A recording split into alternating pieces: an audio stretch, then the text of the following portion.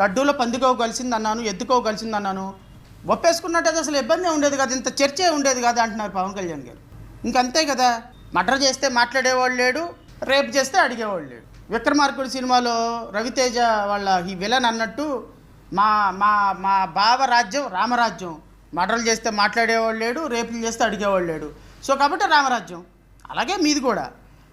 BR Naidu గారు ఏదైనా చేసినా, ఎవరినైనా మహిళను మోసం చేసినా మాట్లాడేది లేదు. ఎవడో ఒకడో తలక మసినోడిలో ఒక కంప్లైంట్ పెడతాడు. ఆ కంప్లైంట్ మీద 4-5 నెలల పాటు ఏం యాక్షన్ ఉండదు. ఒక 10 రోజులు పోయిన తర్వాత ప్రజలు మర్చిపోతారు.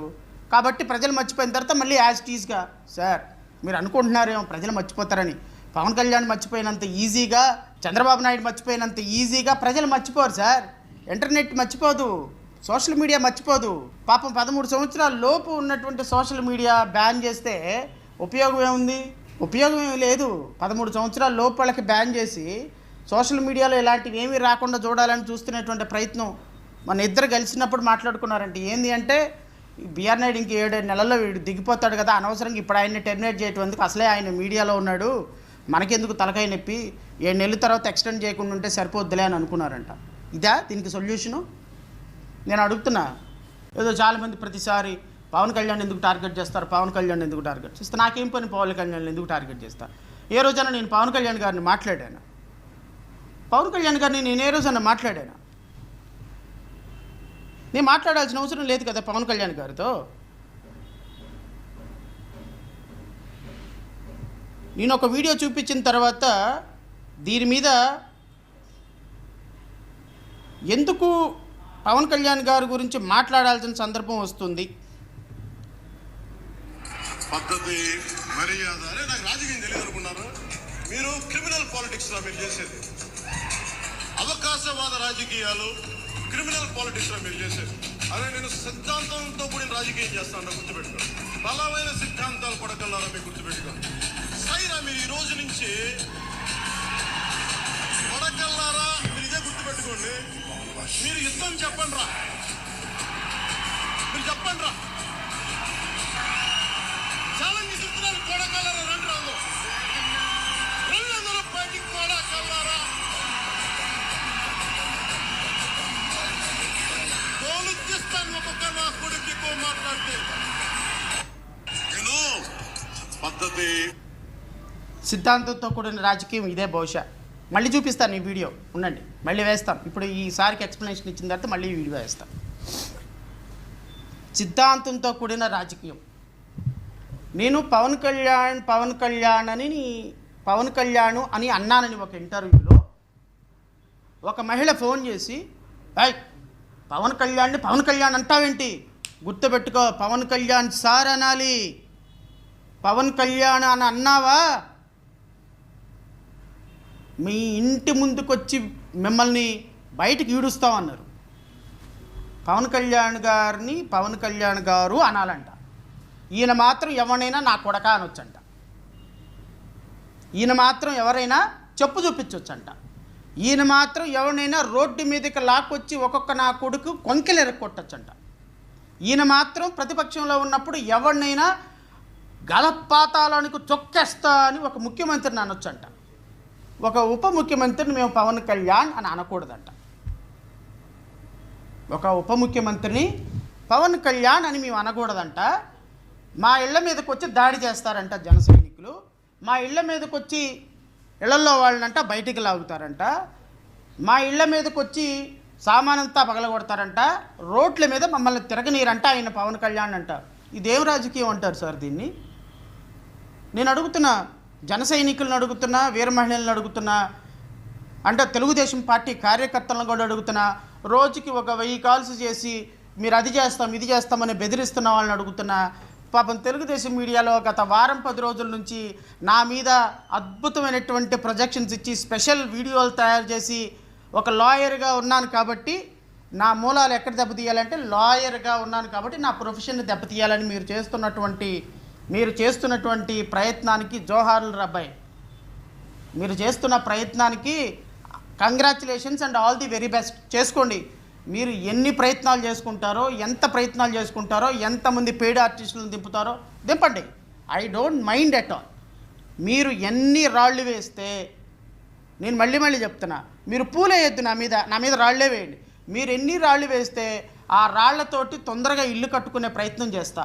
మీరు నా మీద ఎంత సోషల్ మీడియాలో ప్రచారం చేసినా, ఎంతమంది పెయిడ్ ఆర్టిస్టులను తీసుకువచ్చినా, ఎన్ని కేసులు పెట్టినా నేను తప్పు చేయనంత వరకు భయపడే ప్రసక్తే లేదు.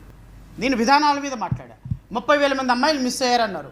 30,000 మంది అమ్మాయిలు మిస్ అయ్యాను. నేనే డీజీపీతో ఉంటే, నేనే అధికారంలో ఉంటే వాళ్ళని ఇమ్మీడియట్గా మొత్తాన్ని తీసుకొచ్చి తల్లిదండ్రులకు అప్పచెప్తానన్నారు. ఆ 30,000 మంది అమ్మాయిలు 2 సంవత్సరాలు అవుతుంది, ఏమయ్యారో చెప్పలేదు. అది ప్రశ్నించడం నా తప్ప సార్? చెప్పండి. పోలవరంలో మెగా ఇండస్ట్రీస్కి కొన్ని వేల కోట్ల రూపాయల లంచం జరిగింది. గత ప్రభుత్వంలో జగన్మోహన్ రెడ్డి వేల కోట్ల రూపాయలు దోచుకున్నాడు. ఆ మెగా ఇండస్ట్రీస్కి వాళ్ళకే ఈ కాంట్రాక్ట్లన్నీ ఇస్తున్నా అన్నారు. 2024 జూన్ తర్వాత వచ్చిన మీ ప్రభుత్వం అదే కంపెనీకి మళ్ళీ ప్రాజెక్టులు ఇచ్చి పోలవరం ప్రాజెక్టులు అప్పచెప్పింది. మరి దీన్నేమంటారు సార్? దీన్నేమంటారు చెప్పండి? మరి గత ప్రభుత్వంలో మీరు చేసినటువంటి విమర్శ ఇప్పుడు అదే కంపెనీకి మీరు రెన్యువల్ చేస్తున్నటువంటి పోలవరం ప్రాజెక్టులకు సంబంధించి మాట్లాడటానికి లేదా? ఆదాని దగ్గర నుంచి 1,600 కోట్ల రూపాయలు లంచం తీసుకొని పోర్టు ట్రస్టులు మొత్తాన్ని ఆదానికి ఇస్తున్నాడు జగన్మోహన్ రెడ్డి అన్నాడు. మీరు వచ్చి ఏం చేశారు? అదే పోర్టు ట్రస్టులు మళ్ళీ అతనికే కట్టబెట్టే ప్రయత్నం చేశారు. ఆదాని ఇండస్ట్రీస్కే మీరు ఇస్తున్నారు. మరి ఇది తప్పు కదా సార్? ఇది తప్పు కదా? దీన్ని అడిగితే మేము తప్ప? రాష్ట్రంలో ఒక ఆడపిల్ల మీద ఏదైనా జరిగితే ఆ ఆడపిల్ల దగ్గరికి ఎవరైనా చూడటానికి భయపడే విధంగా నేను చట్టాలు తయారు చేస్తానన్నారు. ఈ రాష్ట్రంలోకి 24 నెలలు అయితే మీరు పరిపాలన వచ్చి ఎప్పటి వరకు రమారమి 32,000 మంది ఆడపిల్లల మీద అఘాయిత్యాలు జరిగినాయి. మొన్నే నేను చదివి వినిపించిన, ఇప్పటికీ 22,000 మంది అమ్మాయిలు మిస్ అయ్యారు. ఇప్పటికీ రమారమి 236 మంది మహిళలు మర్డర్ రేపు జరిగింది. ఒక్క ఆడపిల్లను కూడా పరామర్శించలేదు మీరు అని అడిగితే తప్ప సార్? నేను అది తప్ప? బిఆర్ నాయుడు గారు సంబంధించి ఒక అమ్మాయిని కౌగిలించుకుంటూ ఒక పవిత్రమైనటువంటి స్థానంలో ఉంటే సనాతన ధర్మం కోసం ఒక లడ్డూలో పంది కొవ్వు ఎద్దు కొవ్వు కలిసింది అని చెప్పేసి ఎవరో ఒక రిపోర్ట్ ఇస్తే ఆ రిపోర్టుని ముఖ్యమంత్రి చెప్పిన వెంటనే 2 నిమిషాలు కూడా రిపోర్టును కూడా చూడకుండా వచ్చి కనకదుర్గమ్మ మెట్లు గడికి కింద నుంచి కనకదుర్గమ్మ మెట్లు గడిగిన మీరు సనాతన డిక్లరేషన్ అని చెప్పి తిరుపతిలో వెళ్ళిపోయి కాలు మెట్లతోటి తిరుపతిలోకి వెళ్ళి కొన్ని వేల మందిని అక్కడ పోగేసి ఒక యాత్ర చేసి కొన్ని వేల మందితోటి ఒక మీటింగ్ పెట్టినటువంటి సనాతన డిక్లరేషన్ అన్అపాలజెటిక్ సనాతని అని మీరు డిక్లరేషన్ తీసుకున్నటువంటి మీరు ఈరోజు కళంకితమైనటువంటి బిఆర్ నాయుడు అక్కడ టీటీడీలో కూర్చొని ఒక మహిళ నాకు అన్యాయం చేశాడని ఉత్తరం రాసినా కూడా స్పందించకుండా, అతను దొరికినప్పటికీ కూడా కనీసం ఎక్స్ప్లెనేషన్ కూడా కాల్ఫర్ చేయకుండా, కనీసం మాట్లాడుకోకుండా మీరు ముఖ్యమంత్రి చంద్రబాబు నాయుడు గారు దాని మీద ఒక ప్రకటన చేయకుండా ముందుకు సాగుతుంటే ప్రశ్నించొద్దా సార్? ప్రశ్నించొద్దా లేదా? లేదండి, ప్రశ్నించొద్దు. ప్రశ్నించే హక్కు పవన్ కళ్యాణ్కి మాత్రమే ఉంటుంది. ప్రశ్నించే హక్కు మా జనసేనకు మాత్రమే ఉంటుంది.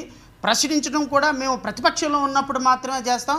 పాలకపక్షంకి వచ్చిన తర్వాత ఎవడు ప్రశ్నించినా వాడిని మోకాల మీద కూర్చోబెట్టి చెప్పులు ఎరక్కొడతామని మీరు అన్నారా? అలాగే ఒక జీవో ఇష్యూ చేయండి పవన్ కళ్యాణ్ గారు, మాట్లాడం.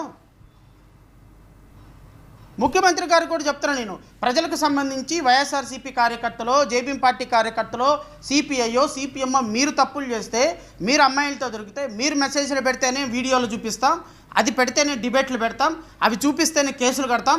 తెలుగుదేశం కార్యకర్తలు కానీ, తెలుగుదేశంలో ఉన్నవాళ్ళు కానీ, జనసేన కార్యకర్తలు కానీ, జనసేనలో ఉన్నవాళ్ళు కానీ, బీజేపీ కార్యకర్తలు కానీ, బీజేపీ నాయకులు కానీ అమ్మాయిలతో తిరిగినా, అమ్మాయిలతో మెసేజ్లు పెట్టినా, అమ్మాయిలను తీసుకొచ్చి రేపులు చేసినా, అమ్మాయిలను తీసుకొని లాడ్జీ తీసుకున్నా ఏ విధమైనటువంటి కేసులు కట్టొద్దని డీజీపీకి ఒక ఆర్డర్లు ఇవ్వండి సార్ జీవో ద్వారా. ఇంకెవరు మాట్లాడుకుంటూ ఉంటారు?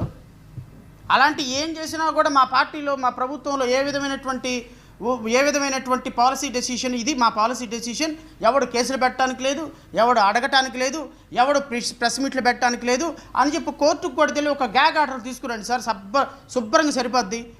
తెలుగుదేశం, జనసేన, బీజేపీ కూటమి ప్రభుత్వంలో నాయకులు కానీ, కార్యకర్తలు కానీ అమ్మాయిలను రేపు చేసిన, అమ్మాయిలతో మెసేజ్లు పెట్టిన, ఎమ్మెల్యేలు కానీ అమ్మాయిలను తీసుకొని వెళ్ళి కారుల్లో రేపు చేసిన, అమ్మాయిలను తీసుకొని వెళ్ళి లాడ్జ్లో రేప్ చేసిన, అమ్మాయిల్ని రోడ్ల మీద పడి రేప్ చేసిన, అమ్మాయిల్ని వేధించిన, ఏం చేసినా వీళ్ళకి సంబంధించినటువంటి పోలీసులు ఎవరు కేసులు కట్టద్దు, ఒకవేళ కేసులు కట్టినా కూడా ఏ మీడియాలో దీన్ని ప్రచురించకుండా ఒక గ్యాగ్ ఆర్డర్ తీసుకొచ్చుకోండి సార్ కోర్టు నుంచి. కోర్టులు కూడా మీకు ఫేవర్గానే ఉన్నాయి కదా, ఇబ్బంది లేకుండా పోద్ది. అసలు మాకు ఈ ప్రెస్ మీట్లు గోలేంది, ఈ కోర్టులు గోలేంది, ఎవరు వాళ్ళు వైఎస్ఆర్సీపీ వాళ్ళు మా నాన్న, వైఎస్ఆర్సీపీ వాళ్ళు మా నాన్నలు, మేము మా ఉద్యోగాలు మా ప్రజలు చేసుకుంటాం. ఒక జీవో తీసుకురామని కోరుకుంటున్నాను నేను. శుభ్రమైన పని. ఈ ఒక్క జీవో తీసుకొచ్చారు అంటే కూటమి ప్రభుత్వంలో మళ్ళీ రేపొద్దున కూటమి ప్రభుత్వం ఇంకొక 10 రోజుల్లోనో 20 రోజుల్లోనో పోతుంది అనగా మళ్ళీ రద్దు చేసేసుకోండి. మళ్ళీ లేనిపోయింది. రాబోయే ప్రభుత్వం వస్తే మళ్ళీ వాళ్ళకి అడ్వాంటేజ్ అవుతుంది కాబట్టి రద్దు చేసేసుకున్నాను. మళ్ళీ మీరు రేపు 2029 15 సంవత్సరాలు అధికారంలో ఉంటారు కాబట్టి 15 సంవత్సరాలు ఈ నాన్ స్టాప్గా ఈ జీవోలు ఇచ్చేసేయండి, ఇబ్బంది ఏమి ఉండదు. ఎందుకు అంటే ప్రశ్నించటం అనేది, తిట్టడం అనేది, కొయ్యటం అనేది, రంకెలేయటం అనేది, అబద్ధాలు చెప్పటం అనేది, ప్రజలను మోసగించటం అనేది జనసేన తెలుగుదేశం పార్టీ యొక్క సొత్తు అని మీరు చెప్పండి. తప్పే ఉంది? ఇది మాకున్న హక్కు అబ్బాయి, మీరెవడు మాట్లాడడానికి లేదు. రాజకీయం తెలియదు అనుకున్నారు మీరు. క్రిమినల్ పాలిటిక్స్లో మీరు చేసేది అవకాశవాద రాజకీయాలు, క్రిమినల్ పాలిటిక్స్లో మీరు చేసేది. అదే నేను సిద్ధాంతంతో కూడిన రాజకీయం చేస్తాను, గుర్తుపెట్టుకో. బలమైన సిద్ధాంతాలు పడకల్లారా మీరు గుర్తుపెట్టుకో. సైనా మీరు ఈ రోజు నుంచి కొడకల్లారా మీరు ఇదే గుర్తుపెట్టుకోండి. మీరు యుద్ధం చెప్పండి రా, మీరు చెప్పండి రా, ఛాలెంజ్ చెప్తున్నాను. కొడకల్లారా రండి, అందరూ బయటికి కొడకల్లారా. తోలుకిస్తాను ఒక్కొక్క నా కొడుకు ఎక్కువ మాట్లాడితే. నేను ఇది